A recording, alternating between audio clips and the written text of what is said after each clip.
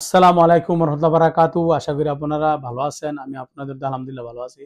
আমাকে অনেকেই প্রশ্ন করেন, আমার ১ বছর, ২ বছর, ৩ বছর ইকামার মেয়াদ নেই, কফিল কিভাবে আমাকে হুরুপ দিল?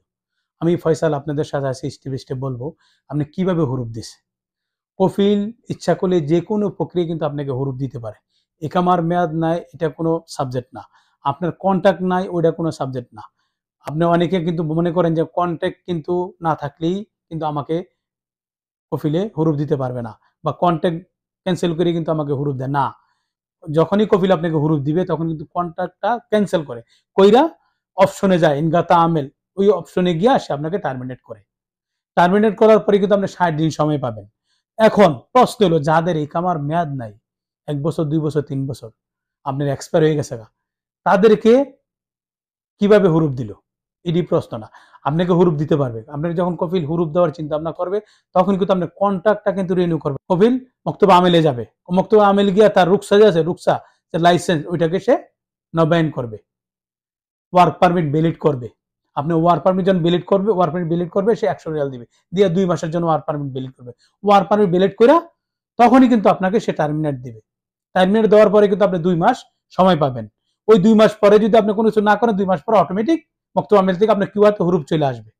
কফিল কিন্তু এইভাবে যাদের ইকামার মেয়াদ তাদেরকে কিন্তু হুরুপ দিচ্ছে।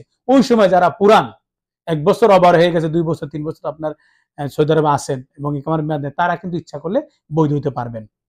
আপনি কিভাবে বৈধ হবেন? আপনি যেকোনো মক্তবে যাবেন, খেদামতে যাবেন, গিয়া আপনি কফিল দিলে ট্রান্সফার হয়ে যাবেন। ট্রান্সফার হয়ে গেলে, কারণ আপনাকে যখন টার্মিনেট করতে ৬০ দিন সময় থাকে, আর কফিল যখন ওয়ার্ক পারমিটটা ভ্যালিড করছে, রুকসারার রিনিউ করছে, তখন কিন্তু ৬০ দিনের সময় আছে। ওই সুযোগটা নিয়ে আপনি মক্তব আমেলে টাকা দেওয়া লাগবে না, শুধু ৬৫০ রিয়াল দিয়া আপনি ট্রান্সফারে ৬৫০ রিয়াল দিয়ে একামা রিনিউ করে নেবেন। আপনি বৈধ হইতে পারবেন। কফিল কোনো কিছু করতে হবে না, কফিলের কাছে কোনো মেসেজ যাবে না।